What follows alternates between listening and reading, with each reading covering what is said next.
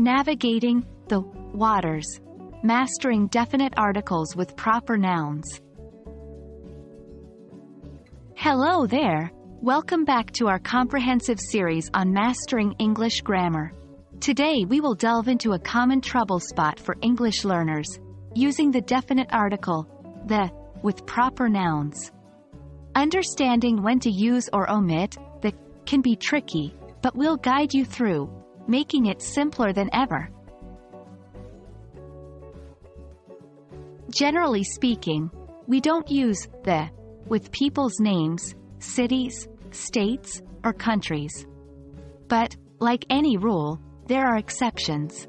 For example, we do use the with 1. Names of geographical areas or regions, like the Sahara or the Middle East. 2. Names of rivers, oceans, seas, and groups of islands, like the Nile, the Atlantic, or the Bahamas. 3. Names of newspapers and well-known buildings or works of art, like the New York Times, the Eiffel Tower, or the Mona Lisa. So you can say, I want to travel to the Rockies next summer, or, did you read the Washington Post today? Let's flip it around now. There are situations where you should not use the. Typically, this includes 1. People's names, like John or Maria. 2. Names of single mountains or lakes, like Mount Everest or Lake Victoria. 3.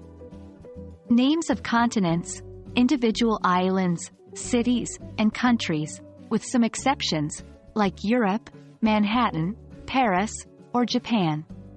Hence, we say, I live in Paris, not, I live in the Paris.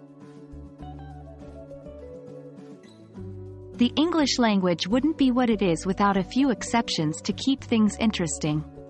Here are a few key ones. 1. Some country names include the, like the United States, the United Kingdom, or the Netherlands. These are typically countries that denote a collection of states or provinces. 2. Certain institutions, such as universities or government bodies, use the, like the University of Michigan or the Federal Reserve. 3.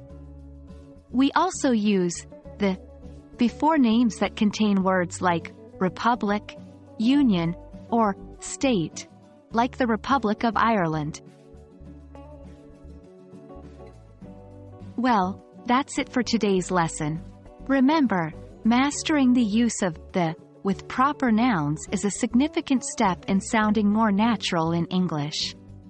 Practice these rules and exceptions, and you'll be navigating the waters of definite articles like a pro. Until next time, keep practicing and stay curious. Happy learning!